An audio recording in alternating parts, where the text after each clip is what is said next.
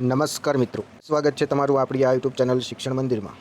મિત્રો, આજના આ વિડીયોમાં આપણે વિદ્યાસહાયક ભરતી 2024 અંતર્ગત ધોરણ 1 થી 5નો જે સેકન્ડ રાઉન્ડ જાહેર થયો છે તો તેના વિશે મિત્રો સંપૂર્ણ એનાલિસિસ સાથે આજના વિડીયોમાં આપણે માહિતી મેળવવાની છે. તો ચેનલમાં નવા હો તો ચેનલમાં જોડાઈ દેજો અને વિડીયો પસંદ પડે તો અન્ય મિત્રો સુધી આ માહિતી પહોંચે એટલા માટે વિડીયોને શેર પણ કરી દેજો મિત્રો.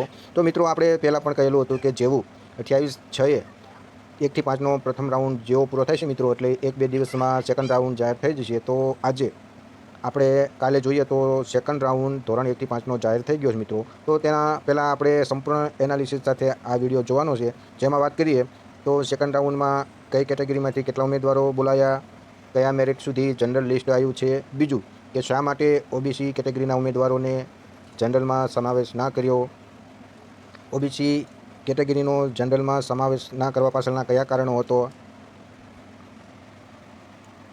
શા માટે બીજા તબક્કામાં ઓબીસીના કેટેગરીના ઉમેદવારોને કોલ લેટર ના નીકળ્યા, અને બીજું કે આપણે પ્રથમ રાઉન્ડના અંતે કઈ કેટેગરીમાં કેટલી જગ્યાઓ હતી અને બીજા તબક્કામાં કેટલા ઉમેદવારોને બોલાયા તે કેટેગરીમાંથી. તો તેની સંપૂર્ણ માહિતી મિત્રો એનાલિસિસ સાથે આજના વિડીયોમાં આપણે મેળવવાની છે. તે પહેલાં આપણે જે બીજો તબક્કો આવ્યો છે તો તેની મહત્ત્વની જે સૂચનાઓ છે તે એકવાર આપણે નજર કરી લઈએ મિત્રો. તો વિદ્યાસહાયક ભરતી 1 થી 5 વર્ષ 2024, વિદ્યાસહાયક 2024 1 થી 5 ધોરણ 6 થી 8 ગુજરાતી માધ્યમ. તો જે રીતના જાહેરાત આપેલી 1/11/2024ની એ પ્રમાણે જોઈએ તો કોલ લેટર જાહેર થયા છે મિત્રો.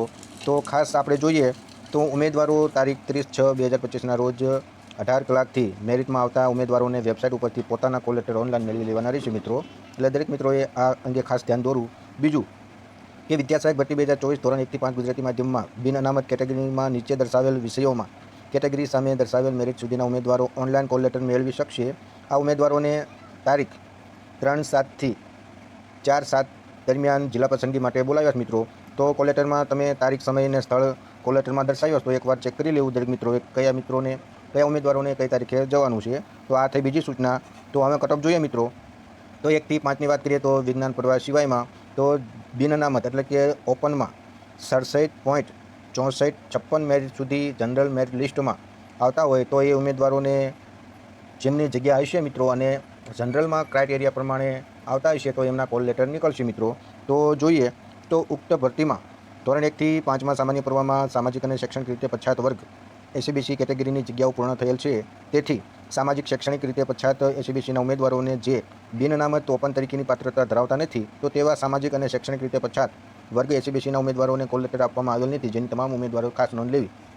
એટલે મિત્રો જે રીતના જોઈએ તો આપણે જે ઉમેદવારો જનરલ કેટેગરીના ક્રાઇટેરિયા પ્રમાણે ફોલો કરતા ના હોય, બીજું કે પોતાની એસસીબીસી કેટેગરીમાં જગ્યા ના હોવાને કારણે જે ઉમેદવારો જનરલમાં સમાવેશ ના થતો હોય એટલે કે એના નિયમ પ્રમાણે એમનો સમાવેશ ન થતો હોય તો એવા મિત્રોને મેરિટ ભલે ઊંચું હોય તો પણ એને કોલ લેટર નીકળશે નહીં મિત્રો. અને બીજું કે જે મિત્રોને જનરલ કેટેગરીમાં જે ફોલો કરતા હશે મિત્રો એ એસસીબીસીના હશે તો પણ મેરિટ નીચું હોય તો પણ એમના કોલ લેટર નીકળશે. આ ખાસ માહિતી મિત્રો સમજજો. તો આપણે આના વિશે પણ થોડીક ચર્ચા કરીશું. તો પેલું આપણે જોઈએ હવે ચોથો નંબર કે જિલ્લા પસંદગી કાર્યવાહી માટે ઉમેદવારો વેબસાઇટ પરથી જ ઓનલાઈન કોલ લેટર મેળવી લેવાના રહેશે. અન્ય કોઈ પ્રકારે કોલ લેટર આપવાના આવશે નહીં. આ તો આપણે બધા જાણીએ જ છીએ મિત્રો. તો હવે વાત કરીએ પાંચમો નંબર તો કે 1/11/2024ની જાહેરાતમાં દર્શાવેલ દિવ્યાંગ ઉમેદવારોની જગ્યાઓ અનામતની કુલ જગ્યાઓ પૈકીની છે. તેથી ઉમેદવાર જે કેટેગરીના હશે તે જ કેટેગરીમાં જગ્યાઓ ઉપલબ્ધ હશે તો જ જિલ્લા પસંદગી આપવામાં આવશે. આવું તમામ દિવ્યાંગોએ ખાસ નોંધ લેવી મિત્રો. એટલે આપણે જાણીએ છીએ કે જે રીતના પીએચ ઉમેદવારોમાં એબીસીડી પ્રમાણે 4 કેટેગરી હોય છે મિત્રો, એમાં કેટેગરી પ્રમાણે પણ દરેક ઉમેદવારોને પીએચને જગ્યા આપેલી છે. હવે જો એમાં કોઈ કેટેગરી એબીસીડીમાંની જે કોઈ જગ્યા ખાલી હશે મિત્રો તો એ જ ઉમેદવારોને આપવામાં આવે, અન્ય ઉમેદવારોને જગ્યા ફાળવવામાં આવશે નહીં મિત્રો. એવું સ્પષ્ટપણે આ સૂચનામાં લખ્યું છે. એટલે કહીએ તો કે પીએચની જગ્યા સરભર કરવામાં આવશે નહીં મિત્રો. અન્ય પીએચની જગ્યા અન્ય કેટેગરીના ઉમેદવારોને પીએચને સોંપવામાં એટલે કે સરભર કરવામાં આવશે નહીં મિત્રો. આ ખાસ સૂચના છે. એટલે દરેક દિવ્યાંગોએ આ અંગે થોડુંક સમજવા જેવું છે કે પીએચની જગ્યા પીએચને ના મળે તો બીજા કોને મળે. તો આ અંગે પણ તેમને ખાસ રજૂઆત કરવાની જરૂર છે મિત્રો. તો જોઈએ તો કે ઉમેદવાર જિલ્લા પસંદગી કાર્યવાહી પૂર્ણ ન થાય ત્યાં સુધી વિદ્યાસહાયક ભરતી પ્રક્રિયા ચાલુ રહે તે બાબતે તમામ ઉમેદવારોએ દરરોજ વેબસાઇટ જોતા રહેવાનું છે મિત્રો.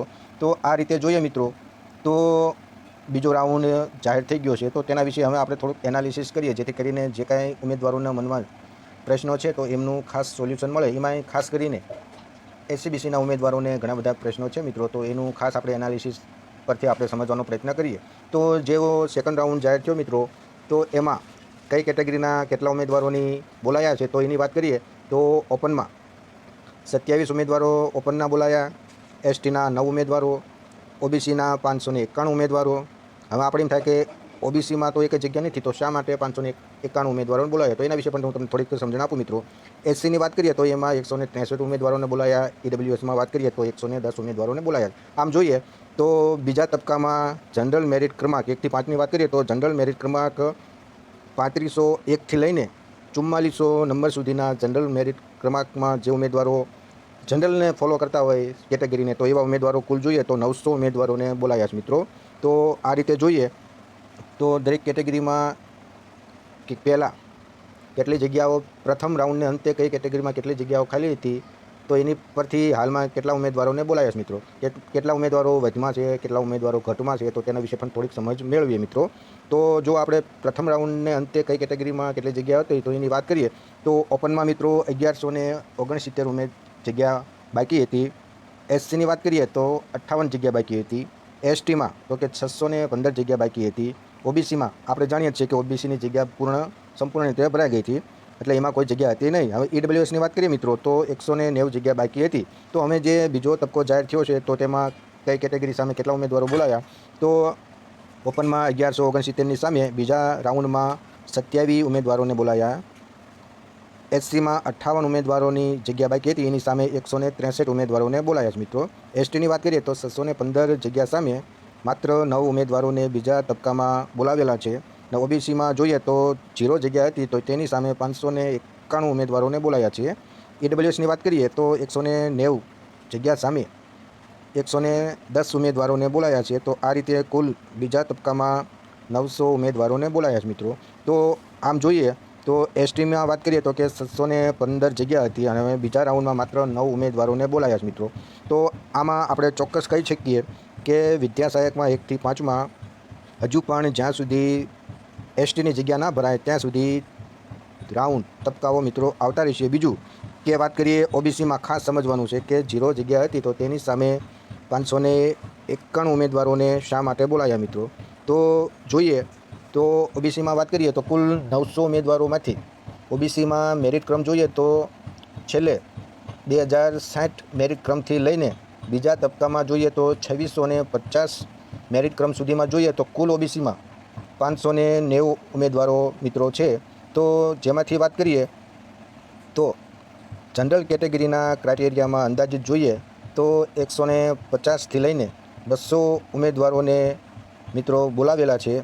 તો જોઈએ તો આપણે કઈ કેટેગરીના કયા મેરિટ ક્રમ સુધી, તો કે ઓપનમાં 2650 મેરિટ ક્રમ સુધી, એસસીમાં 637, એસટીમાં 34, ઈડબ્લ્યુએસમાં 767 મિત્રો. તો આમ જોઈએ તો અમે ઓબીસીમાં સમજવાનો પ્રયત્ન કરીએ કે જે મિત્રોની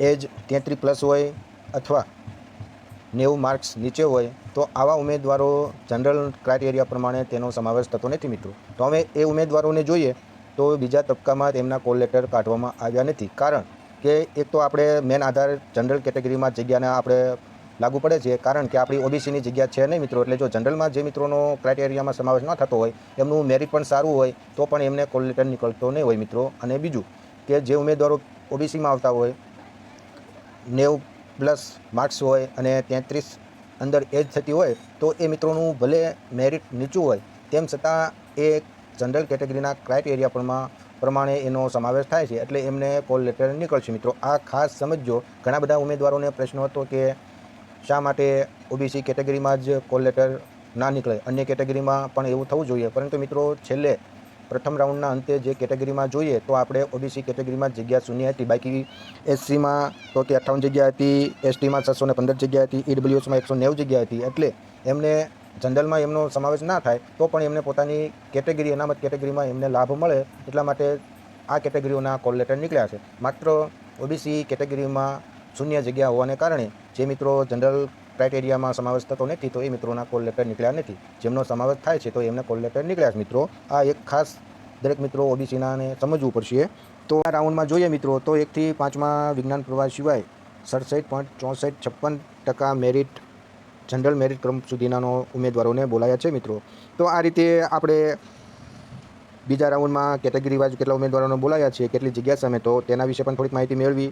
જનરલ મેરિટ ક્રમાંક ક્યાં સુધી ઉમેદવારોને બોલાયા છે તો એના વિશે પણ થોડીક માહિતી મેળવી. અને ખાસ ઓબીસી ઉમેદવારોને શા માટે કોલ લેટર નથી નીકળ્યા તો એના વિશે તમને પણ મિત્રો માહિતી આપી છે.